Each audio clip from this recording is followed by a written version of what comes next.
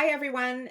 Welcome back to another episode of Can We Talk About It? I'm Debi Ghate with the Philanthropy Roundtable, and today we have a special guest who is actually going to bring us a very interesting philanthropic story that maybe some of you may not know.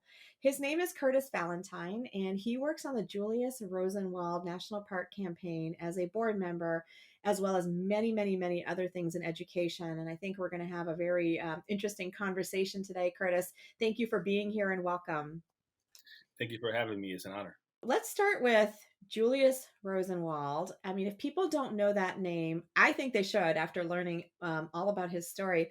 So, who is Julius Rosenwald and how did you become involved in this campaign? I would say Julius Rosenwald was the first education philanthropist in U.S. history. He's someone who came to this through an introduction to education, particularly higher education, with Booker T. Washington, who at the time was the founding president of the Tuskegee Institute, now Tuskegee University in Tuskegee, Alabama. The two of them met at the Chicago World Fair when Booker T. Washington gave a riling speech about the impact of education and the uplift of, at the time, the Negro.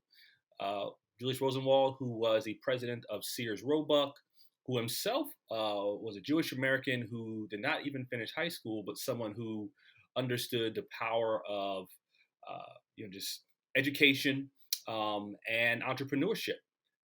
And this even through his work with Sears, he was the forerunner to Amazon, which the with the mail catalog, where you could order something from a catalog and have it delivered to either close to your home.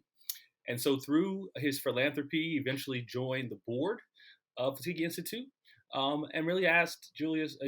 Julius asked Booker T. Washington, "What can I do to uplift the Negro and to really grow this country?"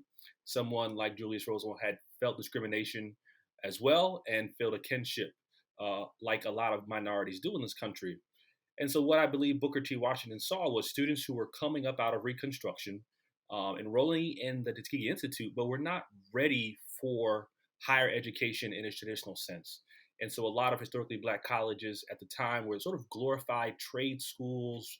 We would look at it more in sort of the high school realm. And so, what Julius Rosenwald and Booker T. Washington went on to do is create what I would call a pipeline into higher education, which is a K 12 system that would really grow the number of African Americans who had access to education within their community. And over time, with funds from the Julius Rosenwald Fund, we're able to build upwards of 5,000 schools from Texas all the way up to Maryland, and really growing this pipeline into historically black colleges and laying the groundwork for the modern civil rights movement. And so graduates like uh, John Lewis, Maya Angelou, and others were really the byproduct of the connection between Booker T. Washington and Julius Rosenwald.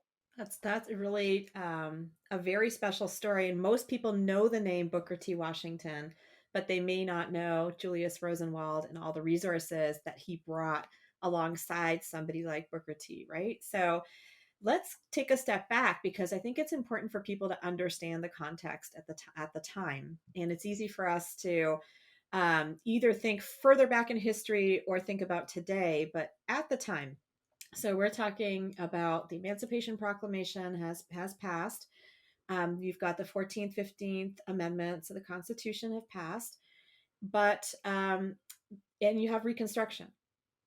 And Reconstruction is a period where a lot of progress happens, and people don't actually know today very much about Reconstruction. But even with all of that progress, we're still talking about a segregated South, right? So tell me a little bit more about what the culture was like when Julius Rosenwald and Booker T. Washington got together and found a way to bring education. Let's get real about what it is that they were dealing with in the environment in the South. That's a great question and a topic that is not discussed enough. And I'm glad you're sort of putting this in context because for those who study sort of the history of education in America, particularly for African Americans, something that I try to do in my spare time because I understand the historical connection between where we are now, and sort of how we got here. And so if you look at sort of even pre-emancipation, sort of during the enslavement, I am, I don't know if you call it fortunate enough, but I come from three black people in Mecklenburg County, Virginia. On my father's side, on my mother's side, they were enslaved in southern Georgia. But for those who were free, there were educational systems that were created. That systems I would call educational um, options that were offered even pre-emancipation for free black people. Most of them with the church, and so within a church house, um, you could find teaching. I actually have an ancestor who was a school founder in the early 1800s. John Chavis started a school in northern North Carolina, and actually had black and white students at his school. And so there were education taking place.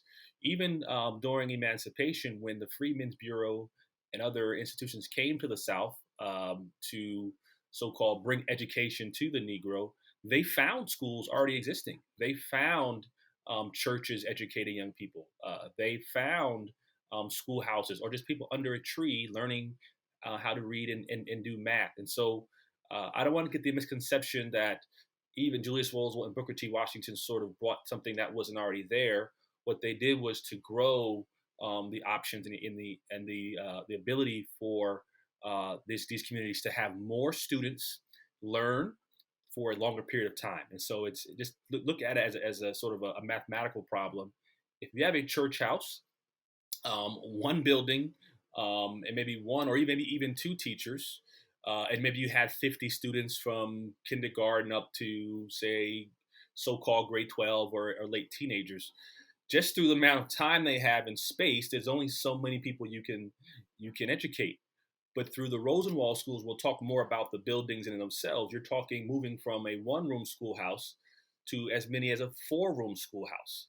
And just going from one to four may not seem, a lot, but you've tripled the number of people who could be educated and the amount of time in which they'd be educated safely within a warm building with an educator. And so this is something that I think often goes unnoticed.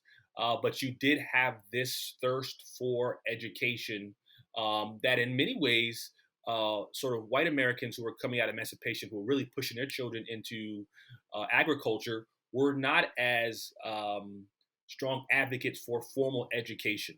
And so, one of the things when you read about sort of stories of free black people coming onto plantations, the one thing that the enslaved always brought with them is that they could see a free person speaking confidently, being able to read, and that was always a goal. What Rosenwald and Booker T did was just build off of that existing urge for education and for emancipation and freedom of thought. It's like the first thing that they realized, people who were coming through out of enslavement into emancipation, the first thing they realized they needed was education and formal Mm-hmm. education. And so this is a Mm-hmm. way to actually provide that. Something that's unique about the Rosenwald model, from what I understand, and you'll be able to tell me much more about it, is it wasn't a situation where Rosenwald just signed checks and said, here you go run with it. He actually formed partnerships with the community, and the community was very active in actually developing the schools. Can you tell us more about how that partnership model worked and how did they work together? Well, great question, and I think not to sort of bury the lead, but I think this for your listeners and those in philanthropy, to me, is probably the most important lesson from this all. Julius Rosenwald, and this is sort of documented in his biography, was not someone who wanted the attention. And so, for many Jewish Americans I know, even Jewish I know who live in Chicago, where Julius Rosenwald is most prominent, have never heard of him because I believe even there's a museum in Chicago which he started, but does not have his name. And there may so this idea of saying I want to give, but I really don't want the credit.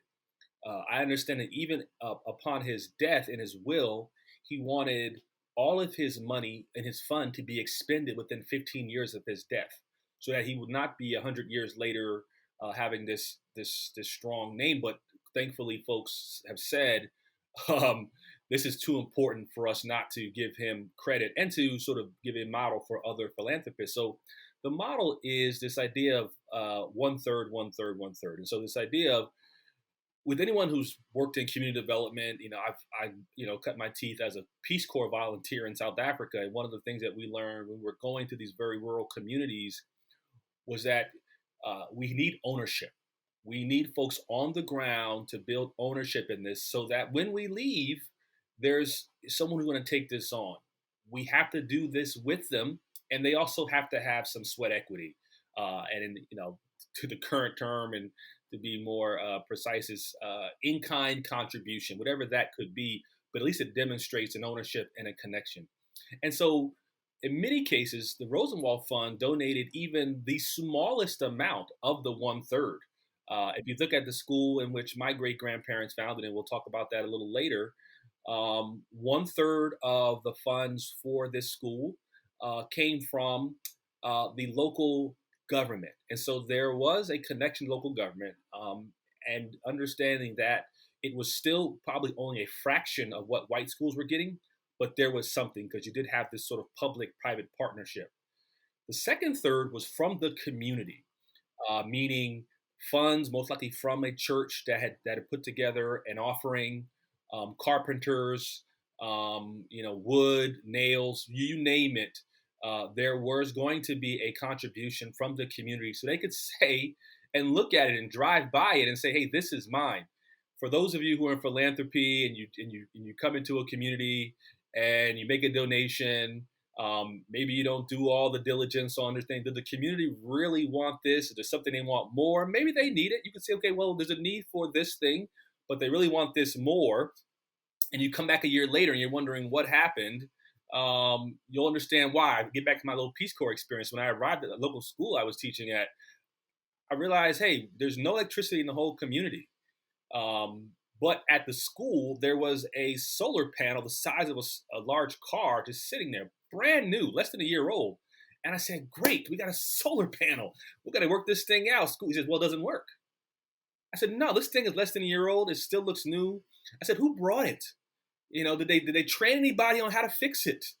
Did they ask you whether this was the first priority versus this? And that was my first entree into philanthropy, development, human connection. And so fast forward to this program with regard to my history and understanding of Rosenwald, that third came from the Rosenwald Fund, but it was sort of we will bring you these resources if you first have this, we call it match funds, which I believe is incredibly important. But the other thing that often gets overlooked, and this is the contribution from Tuskegee. This is Booker T's contribution, which I don't think is enough credit. Every community that had their one third partnered with the school system for the second third will receive the third from Rosenwald Fund, but also at the same time a blueprint for a school that the community could use to build. And so there was some uniformity, there was some thought put in. And that blueprint was created by architectural students from Tuskegee University, Tuskegee Institute. And so the very African Americans who were walking into this school building could hear people saying, this school was designed by someone who looked like you, who was an architect. Now, I imagine for many of the first time even heard the term architect, but that opened up the, just a view of their future. There was thought put into the building, and so how large the windows were, what direction the school should be built in to maximize light and heat. And so there was some environmental aspects to the buildings themselves that I think often goes overlooked. And so there's so much that I think modern philanthropists and those in this work can learn from really getting that community involvement, both in kind, both input in what they need, but also in contributing from the local government and from other institutions that model what's possible. And so those Tuskegee students who donated those blueprints were a vision for the future that oftentimes we also miss when we talk about philanthropy. What I'm hearing from you is a reminder of how many investments were made, whether it was time, whether it was moral support, whether it was providing ideas and intellectual property, design, etc. You have a lot of people investing in the success of this, and the community and the government that is responsible in that area are also very much partners. It's a beautiful, actually, a beautiful story of how you can bring people together and solve a problem.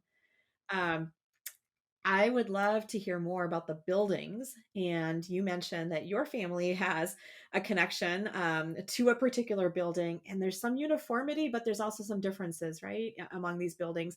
What is the National Park campaign about? And maybe connect that to the story of what your family's building is all about and what happened there. How many kids went there? Yeah, and so I'll start off with sort of my own story. I am a descendant of one of the co-founders of the Carol Boyd School in Mecklenburg County, Virginia, which is about 3 hours south of where I am here in Maryland. It was built in 1926 on the same property of St. Mark's Episcopal Church, and so the pastor of the church connected with um, the Rosenwald Fund to get the resources and then partner with local government and obviously local individuals who were members of the church at first. And so when the school was first opened, it was restricted to members of the church who included both African Americans but also Native Americans who were in the community. And so this was a 3-room school.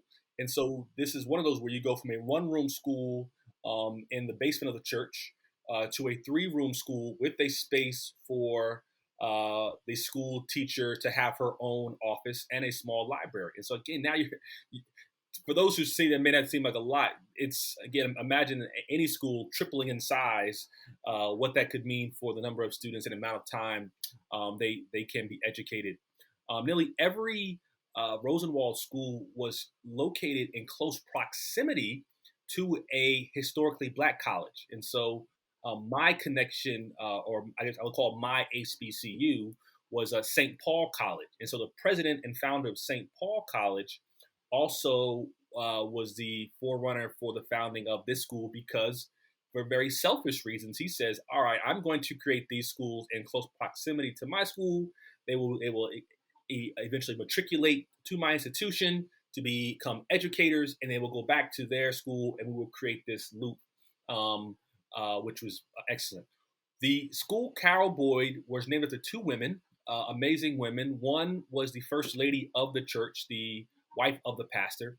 And the second one was a woman who was sent to the community by another foundation, the Anna T. Jeans Fund. And so, for those who are listening in, this is a sort of this is your bonus for this interview.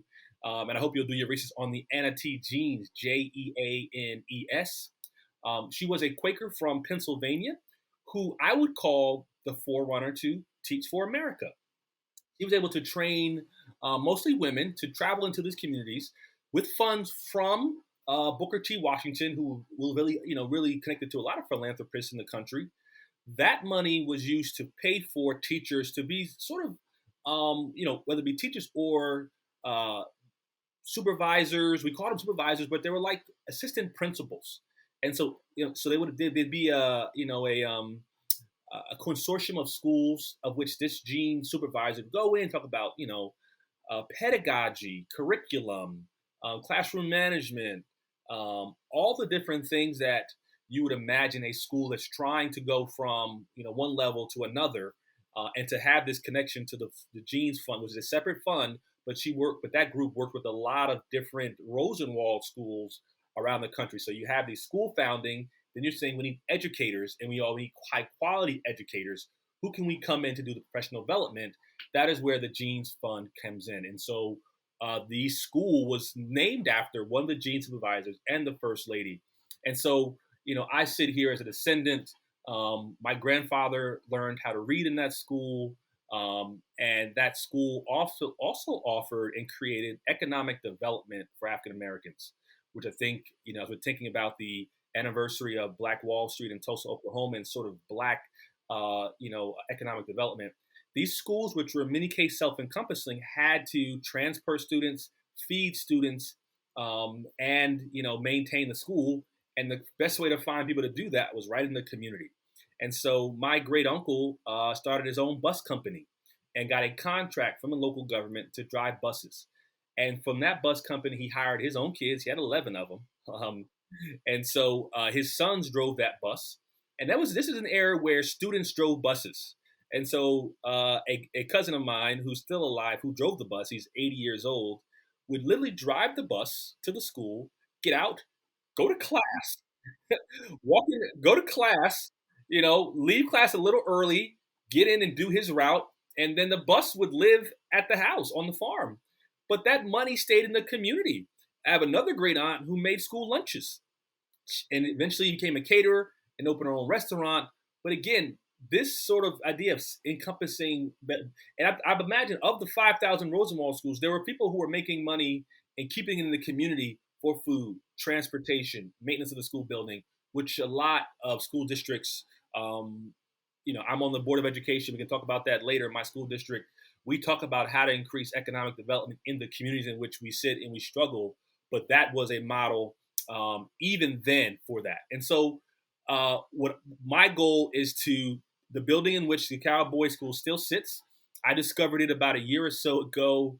And I say discovered in plain sight because I mentioned it being on the same plot of land as the church. I've been to that church over 100 times. No more than 50 feet from the front step is this building. I thought it was an old shed. Come to find out it was a school. And the history that many of us have right in plain sight. And some of you all may walk by a building on their way to work or go get your coffee. We're on our phones and we're not looking up. And we're literally passing by historical monuments or things that have a direct connection to you. Again, I'd parked in front of the building. I'd walked past it and never knew what it was only up until a year or two ago. And so the history of education in my family sits in this building, and I come to this. I'll say this just to answer your second question as it relates to the Rosenwald Fund. The Rosenwald Fund, I believe, has two missions. One, obviously, to recognize the historical contribution of Julius Rosenwald with a national park. Again, for those who don't know this, and oftentimes it baffles me that most of us don't, this would be the first national park dedicated to a Jewish American in American history. And so I had the same reaction. I said, well, there's never been a national park in America dedicated to a Jewish American. Well, not sanctioned by the U.S. government and not a national park that the U.S. government comes with it.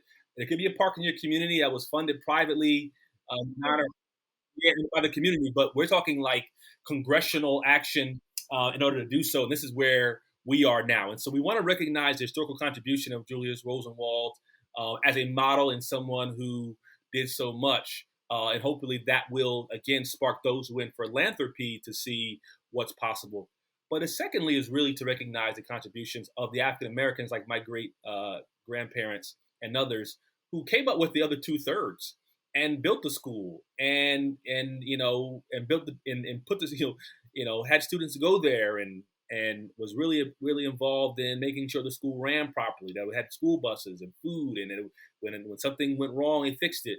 And so we want to recognize those as well. And so I'm the only member of the board who is a descendant of a Rosenwald school founder, and so I take that position quite seriously because I want to make sure that voice is being heard.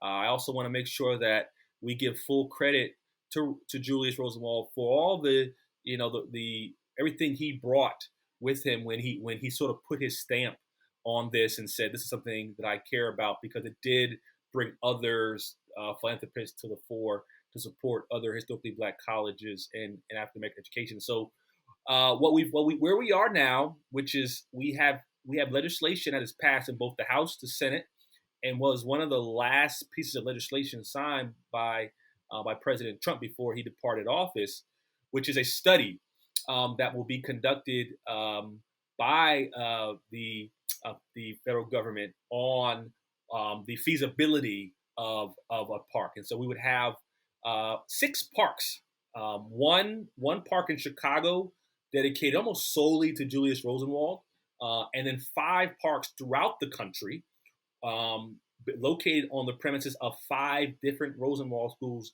that we would federal government and us would come to an understanding of, and create this sort of opportunity of a pilgrimage for those, whether you attended one school, you're a descendant of one, or you just really understand the power of education. Those 6 national parks would be historical in that we're right now in a country really still wrestling with the purpose, power, and impact of public education, particularly coming out of COVID. But it will spark a conversation on the role of government, the role of philanthropy, the role of African American self determination, and just understanding that we've come so far, we've done so much, and it should be motivation for when we move forward. This is amazing.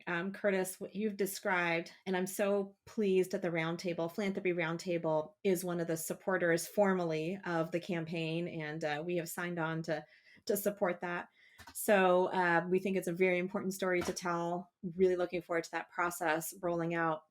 What you described is a real ecosystem, that got fully built out to answer the question that Julius Rosenwald asked Booker T. Washington: how do we help lift up the Negro, right? Mm-hmm. And again, it was at a time where that had to be a separate ecosystem that got built, and the community is really at the center of building that ecosystem. I would love your thoughts, and this is a little more of a personal question. It had to be a separate ecosystem.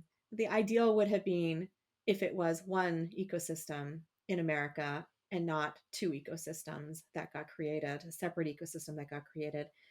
How do you think about that aspect of all of this? Here, your ancestors, literally your family's story gets written. It can be written because of Rosenwald Schools, but that ecosystem was necessary because it couldn't be part of the regular story. How do you think about that when you think about our past? I think about it. I think about it sort of in 2021. I'll use myself as an example. So I'm right now. I live in Prince George's County, Maryland. I've been on the school board for 8 years. Uh, Prince George's County, Maryland, for those who don't know, is a community neighboring Washington D.C. Um, and it is predominantly African American. When people move to the DC area, when they call a friend and say, I want to move to DC area, where should I live? Quite honestly, Prince George's County is the last place that people want to live. And they ask you why, and I imagine most people will give an example of, well, you know what? The schools aren't very good. That's normally what I often hear from coworkers. I work in Washington, D.C., so I connect with folks. Um, Now, is there clear data on the outcomes for students from the community in which this person is moving into certain schools, certain backgrounds? No, but there's a generalization. But also a generalization that people move to certain communities and congregate around certain people uh, for different reasons. So my wife and I chose to live in a predominantly Black community. Do I have the power, the resources, the ability to move into a predominantly white community? Absolutely. But I chose to live here for personal reasons, and for reasons that I think a lot of African Americans who, when they had the power to integrate, chose not to. I would prefer my children to go to school with children who look like them, and anyone who does so, it's hard for me to make a determination about that, whether it be from your own ethnic group, your own socioeconomic background, your own religious background. We all make those decisions. And so when I think about my ancestors and this idea of this movement to really to integrate, I think for us and for many people it was the power to choose whether to integrate or to not integrate. And so it's not whether for those who chose not to integrate, that they were against integration. Not at all. I exercise my power this way. You exercise your power that way, which is perfectly fine. And so we all exercise our power differently. But I think we also cannot underestimate the power of our decisions. And so you think about particularly a conversation around Brown versus Board of Education, which I don't want to get too deeply into that. But when you had this so-called integration of education, we had probably the most dramatic drop in Black educators in history, and we have never recovered because the integration was in many ways in one direction. And so African Americans were integrated into white systems, but whites were not integrated back into black systems. And when you had schools that said, we will not allow a black teacher to teach any white student, I don't care if it's one or not, you had the firing or whatever you want to call it of black teachers. And so that in many ways hurt black communities. We had black businesses that were no longer being patronized. We had communities that were being left vacant because there was a movement out of those communities. And so you have a generation of African Americans who do not romanticize integration as much as other people do because there was something that was lost. And so for those who choose to live in predominantly black communities like myself, I do so for various different reasons, but I do so because I have the power to. I think the goal of all of us should be to give everyone the power to live where they want to live, absent racial, ethnic, or sexual orientation discrimination, which unfortunately still takes place in our country. But to be respectful of that, but also I think also to do so if you're going to say I'm not going to move to that community because the schools are bad, understand that those words have power and people are listening, but also just have information to substantiate that because in many cases it's exaggerated. My children attend a magnificent public Montessori school right here in the community. My wife is a principal of an amazing middle school not far from University of Maryland College Park. It's a number of college students who come and work in the school building. But just say what you really mean. I would like my children to grow up around people who look like me, and I'm fine with that. It's when we say no one else can, and then when we say we're doing it because this group is less than or they are inferior to us. That's when I have a problem with those conversations. But if we look forward, if we look fast forward now, I'm someone who is of the belief that African Americans need to support one another because if you look at Black wealth, right now, a Black dollar only stays in a Black community for 6 minutes before it moves out into the pockets of folks who don't live in the community. In Black Wall Street and in Tulsa, Oklahoma, it was more like 6 months. And so this is something that's a problem. And I don't think any community would tolerate that in their own sort of ethnic group or community. The question is how we address that. And I think education, to my point around, my great uncle who owned the bus, my great aunt who had a catering company, me on the school board with a $2.5 billion budget. How do we make sure that those resources are being spent in the community and benefiting those who live there? Curtis, this is a really, I do think this is a special conversation, and I really am honored that you're being honest and sharing your perspective with me. I mean, because I've heard you say we really need to give credit to this Jewish American who did this work that really made possible the empowerment of these communities and this creation of this ecosystem. I hear you say that the freedom to choose for everyone is the key, but that because we have freedom to choose, people are individually going to make those choices, and we need to respect that. Yeah. And between the two of us, we probably have some differences. If we got into it, we'd have some differences maybe politically or something else, but on those things I think we 100% agree. And I think if we can get people to have those kinds of conversations about what's at the core here, I think that would be really, really, really helpful. So picking up on this element of choice, the last question I have for you is around school choice, because I think this is something that many different people are both in favor of, and also many different people have concerns around. But if we take what you described as being like the freedom of choice, and then people are going to make those choices individually, and then we need to respect those choices, how do you translate that philosophy that you have to the education system? And does this mean that school choice is something that we should have more of? Well, again, not speaking in the abstract, I could just give you an example. For those of us who live in the Washington, D.C. area, Washington, D.C. is kind of, for some in the school choice community, the model where you have, for those of you who don't know Washington, D.C., there are 8 wards. There are 2 wards, Wards 7 and 8, that are, predominantly low income. There's Upper Northwest where you do have higher income. But in Washington, D.C., any student in the city has access to any school in the city in any of the 8 wards. And so that power, that ability of any parent to say, my own economic station or my history or my lack of generational wealth or a college degree in my pedigree is not going to be an impediment to my future, which I don't believe anyone, whoever, whether it be someone who's been Mayflower American or someone who immigrated yesterday, would believe that that's what America stands for, would say your past should not predict your future. And so this idea that uh, a city, a school district would not give every student an option to attend the best school in the district because of, again, whether it be a zip code, where they live, where they can afford to live, no one wins. I don't believe, even in the abstract, if I made up a phony country and said, just let me just imagine a place. Tell me, do you think that that is right? And this gets into, I teach this at my University of Maryland, College Park, where I teach, the idea of John Rawls, and this idea of the veil of ignorance. I don't know, I mean, I may be picking over some folks' heads, but this idea that let's create a world and without you knowing where you'd be born into it, because none of us, some of us were born into wealthy households, some of us were born in low income, but we all can read. None of us had the power to determine which one we were born into, right?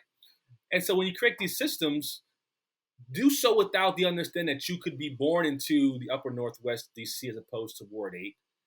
And then let's talk about it.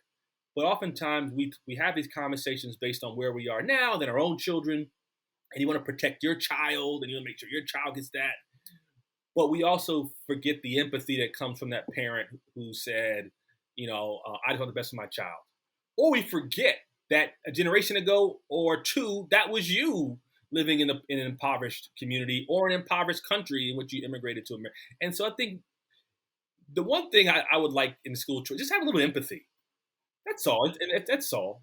And this idea that it's not a zero-sum game. My progress is not at your expense. In education, oftentimes, again, I'm on a school board, so my school district is 20th largest in the country. And I also work, around the country and other school systems. And oftentimes policies, for lack of a better word, are exaggerated in one direction or another. There's always this doomsday. If we do this, oh my gosh, the world's going to come to an end, the sky's going to fall. Or if we do this, we're going to make changes and we're going to close the achievement gap in 3 years. Neither happens. What often happens is people's response and human nature can, lead us to a certain prediction.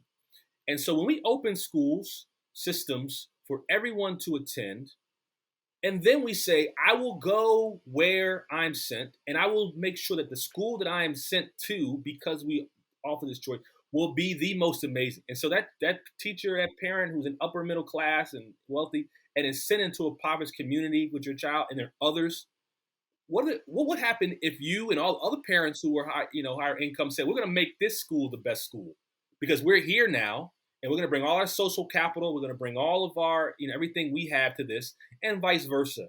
That's more of the America that I think Rosenwald and Booker T and others thought it would be. Not a have and the have-nots, and the rich get richer, and we have students who struggle to graduate high school, get into college, pay for college, graduate college, and now we have issues around job placement and international competitiveness.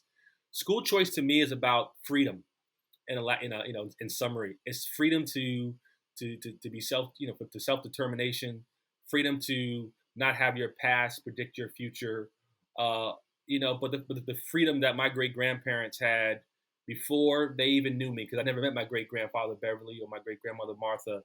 They built that school at a fraction of what the white school, which was right across the street, unfortunately not far, was built for.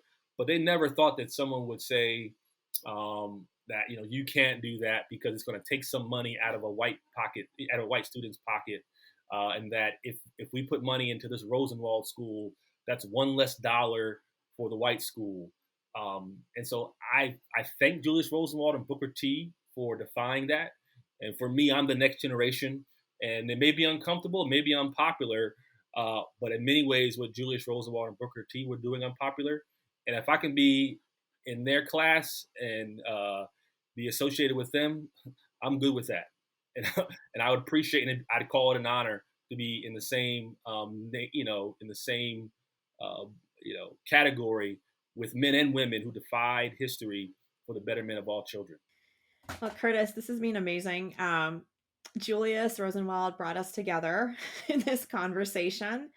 I don't know that our paths would have crossed, but for Julius Rosenwald and our common interest in both him, his story, education, and also just seeing a better future for all children. I bet if you and I had like hours and hours to talk, we would probably disagree philosophically on a number of things. But what I really appreciated was the chance to hear you and understand how you think about a lot of different issues and that you share that with me. I have a much better understanding and also discovered a lot of common ground, even if we might disagree philosophically on some things.